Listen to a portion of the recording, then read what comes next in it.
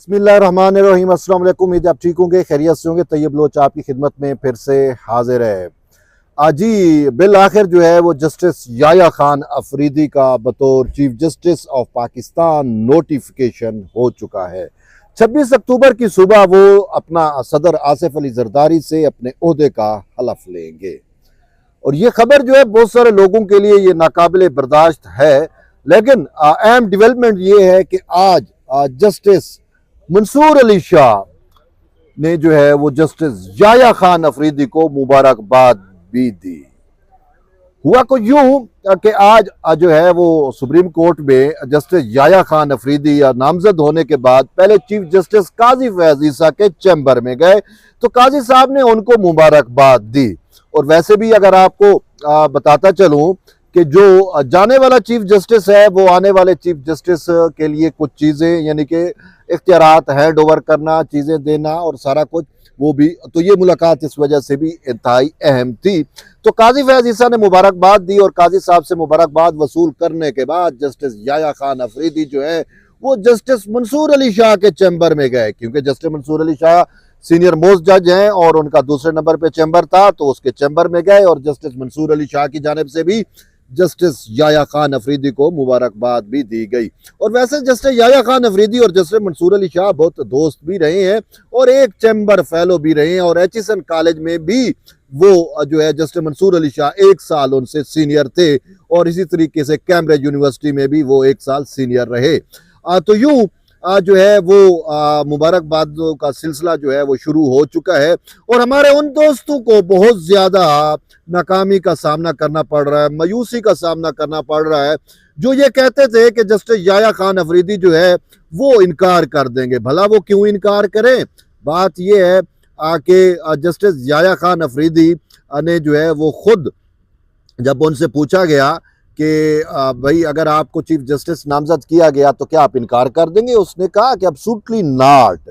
फिर इसके बाद मैं आपको ये भी बताऊं कि जस्टिस जो याया खान अफरीदी है उन्होंने जस्टिस आलिया नीलम की जब तकर्री हो रही थी, तो जस्टिस आलिया नीलम जो है वो जूनियर थी, उससे सीनियर मोस्ट 2 जज थे, जो सीनियर मोस्ट जज था उसको बाईपास किया गया और उनकी जगह आलिया नीलम को लगाया गया। तो उस टाइम जुडिशल कमीशन के अंदर जस्टिस याया खान अफरीदी ने एक बड़ी बात की थी, और वो ये थी कि जो जज जो है मतलब जो चीफ जस्टिस नहीं बन सकता उसको जज रहने का भी हक नहीं है। तो ये बात सादर आती है सही मंसूर अली शाह पे और मोहतरम मुनीब अख्तर के ऊपर। अब देखो कि वो तो चीफ जस्टिस नहीं बन सके, तो अब वो जज रहने के भी काबिल नहीं है जस्टिस याया खान अफरीदी के बकौल। बहरहाल देखते हैं कि वो क्या करते हैं। लेकिन एक बात बड़ी मज़े की है कि जस्टिस मंसूर अली शाह जो है वो अब इख्तलाफ भी नहीं कर सकते।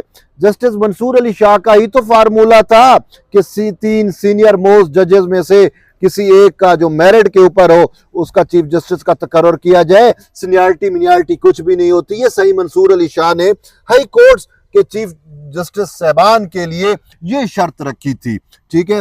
और 2 जो रिसेंट तैनातियां हुई हैं, सिंध हाई कोर्ट का अगर जो चीफ जस्टिस बना है और जो लाहौर हाई कोर्ट की चीफ जस्टिस बनी है, उनके लिए 3 जजेस का पैनल में से उनका चुनाव किया गया है। तो वही कुछ जस्टिस शाह फार्मूला उठा के जो है वो पार्लिमान ने जो है वो सुप्रीम कोर्ट के लिए मुकर्रर कर दिया। तो जस्टिस मंसूर अली शाह के पास अब कुछ भी नहीं बचता बात सिवाय इसके कि वो अपनी हसरतों पे आंसू बहाएं।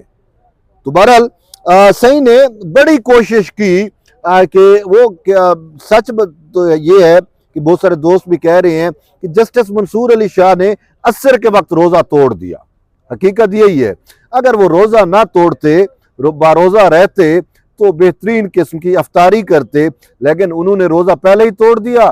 तो अब जो है वो अफ्तारी के मज़े से भी वो जो है नाबल्द हो गए, उनको वो मिल ही नहीं सकता और ना ही मिला। तो ये चीज़ें होती हैं कि आपने किस सिमत खेलना है, किस वो कहते हैं ना वक्त के तकाज़ों के तहत आपको चलना पड़ता है, और ये हकीकत है। और ज़माना सबसे बड़ा उस्ताद हुआ करता है। लेकिन सही मंसूर अली शाह ने अपना उस्ताद जो है वो शायद अडियाला जेल में पड़े हुए एक भगोड़े को समझ लिया। भगोड़ा मैं नहीं कह रहा, ये सही मंसूर अली शाह के अल्फाज हैं। इमरान खान के बारे में कि जब वो नैब तरमीम को उसने यहाँ पे चैलेंज किया था ना, तो सही मंसूर अली शाह ने ही कहा था कि पार्लिमान का भगोड़ा अब आ गया है हमारे पास और हमारे कंधों पे बंदूक रख के जो है पार्लिमान के खिलाफ चलाना चाहता है। तो फिर न जाने जस्टिस मंसूर अली शाह के ऊपर पता नहीं जस्टिस अतर मिनल्ला का क्या असर हुआ। लेकिन ये बात मुझे कहीं ना कहीं समझ आती है कि जस्टिस अतर मिनल्ला जब तक सुप्रीम कोर्ट में नहीं आए थे, हाई कोर्ट में थे, जस्टिस मंसूर जैसा कोई जज भी हमें नहीं दिखता था। बड़े जो है वो बेहतरीन केस में जज थे। लेकिन जो ही जस्टिस अतर मिनल्ला जो है वो सुप्रीम कोर्ट में आ गए, उनका सोबत का कोई ऐसा असर पड़ा कि सही मंसूर अली शाह अपने ही फैसलों के खिलाफ हो गए, पार्लिमान के खिलाफ हो गए, पार्लिमान की बालादस्ती के खिलाफ हो गए। माजी में जो उन्होंने पार्लिमान की बालादस्ती को यकीनी बनाया था उसको बिल्डोज करने की कोशिश शुरू कर दी। अब मुझे नहीं समझ आती कि अतर मिनल्ला साहब के पास कौन सी ऐसी गिद्दड़ सिंगी है या कौन सा ऐसा सही मंसूर अली शाह का राज था कि सही मंसूर अली शाह अपने ही फैसलों के खिलाफ, अपने ही दिए हुए जो है वो असूलों के खिलाफ उनसे जो है वो किनारा कशी करके जो है वो पॉपुलिस्ट अप्रोच के हामी बन गए।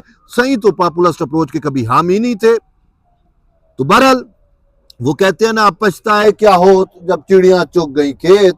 तो अब मंसूर अली शाह साहब का क्या हो सकता है? अब सही जो है या तो जो है वो उसी तरह की महल्लाती साजिश को करेंगे कि जस्टिस मंसूर अली शाह को कमजोर करने की कोशिश करेंगे, जैसे उन्होंने जस्टिस काजी फैज ईसा के खिलाफ पूरा एक ग्रुप बना दिया 8 जजेस का, पॉपुलिस्ट अप्रोच वाले जजेस का, इमरान प्रोजेक्ट जजेस जो इंडक्ट हुए थे हमारी अदलिया के अंदर, उनको एक जगह पे इकट्ठा किया और जुडिशियल कू कर दिया। अब पार्लियामान ने उस जुडिशियल कू का तो खात्मा कर दिया। अब ये सबसे बड़ा चैलेंज जस्टिस याह्या खान अफरीदी के लिए यही होगा कि वो जस्टिस मंसूर अली शाह और जस्टिस मुनीब अख्तर को कैसे साथ चलाते हैं। वो साथ चलते भी हैं, नहीं चलते, इसी तरीके से रोड़े अटकाते हैं, ये जुडिशियल कू दोबारा जुडिशियल कू करने की कोशिश करते हैं। तो ये बड़ा एक जो है वो एक टफ टाइम होगा जस्टिस याह्या खान अफरीदी के लिए। और फिर कोर्ट से बाहर की जब हम बात करते हैं तो वो यूट्यूबर्स जो है वो प्रोपेगेंडा करते हैं, परसेप्शन बनाते हैं। अभी याह्या खान अफरीदी ने हलफ ही नहीं लिया, अभी से उनको मुतनाज़ा बनाने के लिए उन्होंने जो है वो कैंपेनें शुरू कर दी हैं। तो अब ये होगा कि चीफ जस्टिस काजी फैज ईसा के बारे में तो हमें ये था कि वो इम्यून थे, उनके खिलाफ जितना भी प्रोपेगेंडा सोशल मीडिया पे चलता वो उसको बर्दाश्त करते रहे। लेकिन हर जज के पास ऐसा हौसला नहीं होता। लेकिन जस्टिस याह्या खान अफरीदी की एक खूबी भी है, खूबी ये है कि वो सोशल मीडिया से और मीडिया से बिल्कुल ही दूर रहते हैं। उन्हें गर्ज नहीं है कि मीडिया पे क्या चल रहा है, वो सिर्फ आइन और कानून को जो है वो मुकद्दम जानने वाले हैं, बाकी चीजों से उनको फर्क नहीं पड़ता। तो बहरहाल उनके लिए चैलेंज बहुत ज्यादा है। अब देखते हैं वो इन चैलेंज से कैसे नबुर्द आजमा होते हैं। और खासकर जस्टिस मंसूर अली शाह और जस्टिस मुनीब अख्तर की सूरत में, जस्टिस अतर मिनल्ला की सूरत में उनके लिए एक बहुत बड़ा जो है वो चैलेंज है। अब ये जस्टिस याह्या खान अफरीदी के ऊपर है। लेकिन जस्टिस याह्या खान अफरीदी की खूबी है कि जस्टिस याह्या खान अफरीदी जो है वो ऑलरेडी चीफ जस्टिस का एक्सपीरियंस है उनके पास। वो पेशावर हाई कोर्ट में बतौर चीफ जस्टिस रह चुके हैं। तो तकरीबन 2-2.5 साल वो पेशावर हाई कोर्ट में उन्होंने चीफ जस्टिस के फरज़ सर अंजाम दिए हैं। तो उनको आइडिया है, अदराक है कि चीफ जस्टिस की क्या रिस्पॉन्सिबिलिटी होती है और किस तरीके से जजेस को साथ लेके चलना होता है। तो बहरहाल देखेंगे, अभी वो जब हलफ लेंगे तो ही पता चल सकेगा। जी।